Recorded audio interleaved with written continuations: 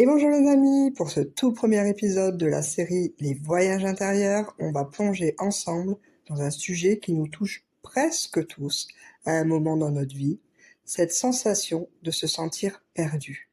On va comprendre d'où elle vient, ce que ça veut dire de nous, et peut-être trouver quelques clés pour y voir plus clair. Alors les amis, accrochez bien votre ceinture, le voyage commence ici. Est-ce que ça t'est déjà arrivé de te dire « j'ai une chouette vie », mais au fond, je me sens un peu perdue. Beaucoup de personnes ressentent ça aujourd'hui.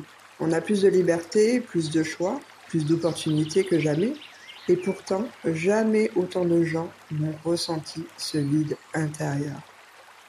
Imagine un instant une personne qui a tout, un travail correct, une maison, une famille, mais qui se réveille chaque matin avec ce sentiment de vide. Et ce petit doute, est-ce que je suis vraiment sur mon chemin ? Je propose de fermer les yeux 5 à 10 secondes et laisse venir un mot ou une sensation qui décrit ton état actuel. Respire profondément et note-le mentalement. Le paradoxe de notre époque. Avant, la vie était beaucoup plus tracée. On suivait le chemin de sa famille, on faisait le même métier longtemps et on ne se posait pas 1000 questions sur le sens de sa vie. Aujourd'hui, c'est différent.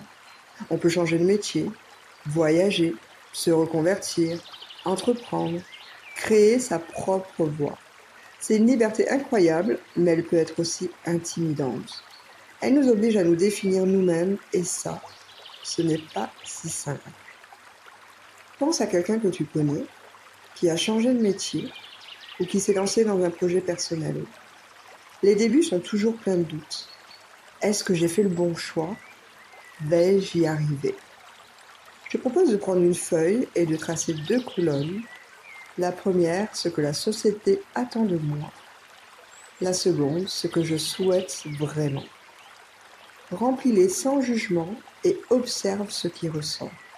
C'est déjà ton premier pas vers la clarté. L'excès de choix.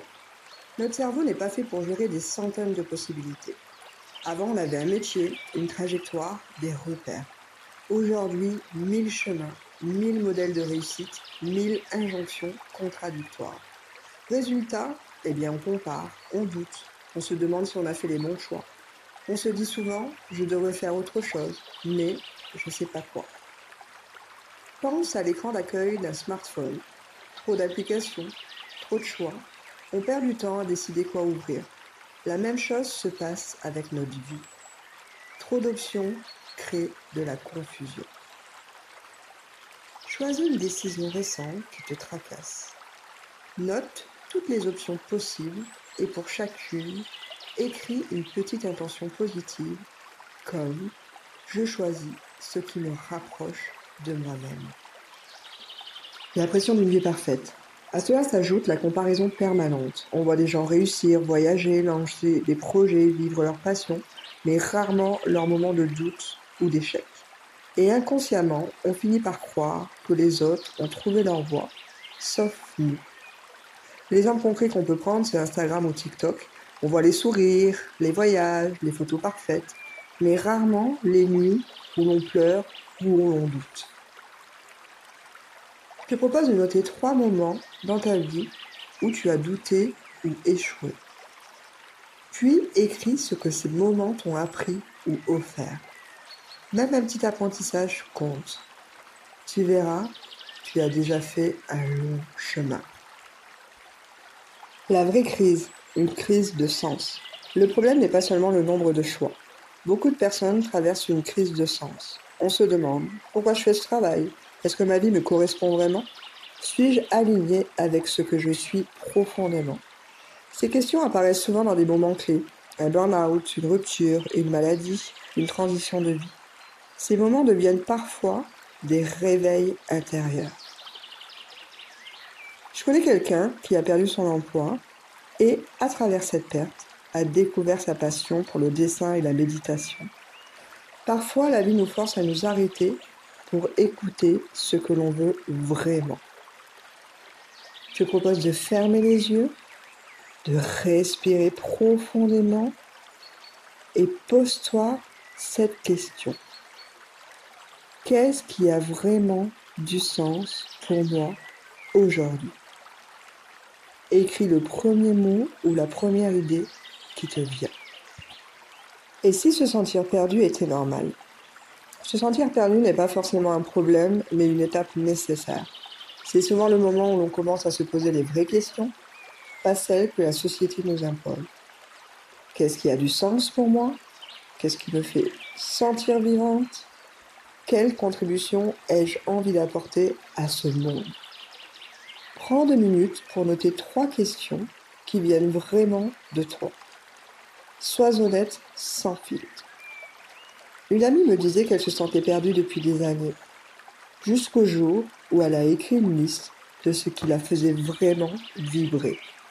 En 1 heure, elle avait clarifié sa direction. Une piste pour retrouver son chemin. Peut-être que de trouver sa voie ne consiste pas à avoir toutes les réponses, mais à mieux se connaître. Écouter ce qui résonne en nous et avancer pas à pas. Marcher chaque jour, 10 minutes. Écrire un journal. Prendre un petit moment pour soi. Ce sont des gestes simples qui nous reconnectent à notre intuition. Je te propose de choisir un petit geste concret pour cette semaine. Sens-le comme un pas vers toi-même. Pour conclure, je dirais ceci. Peut-être que le vrai problème d'aujourd'hui, ce n'est pas que nous soyons perdus. Peut-être que c'est simplement que nous sommes en train de sortir des chemins tout tracés pour apprendre, chacun à notre manière, à construire une vie qui nous ressemble vraiment.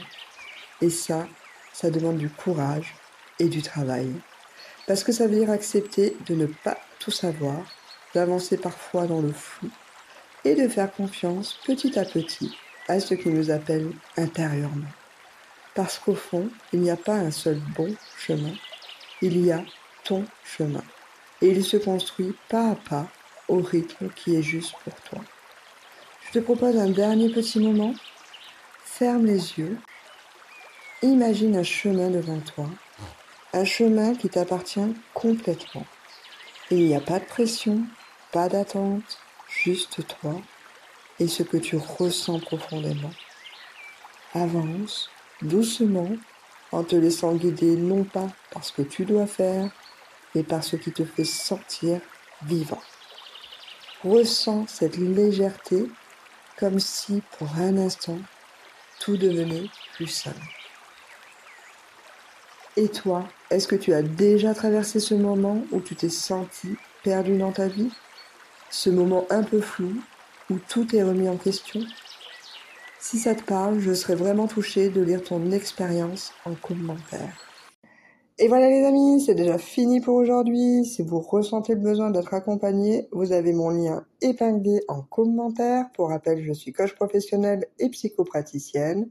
Si cette vidéo vous a parlé, n'oubliez pas de liker, de partager et bien sûr de laisser votre commentaire. Et surtout, abonnez-vous pour ne rien manquer des prochains voyages. L'épisode 2 arrive très vite. En attendant, moi, je vous embrasse et prenez soin de vous.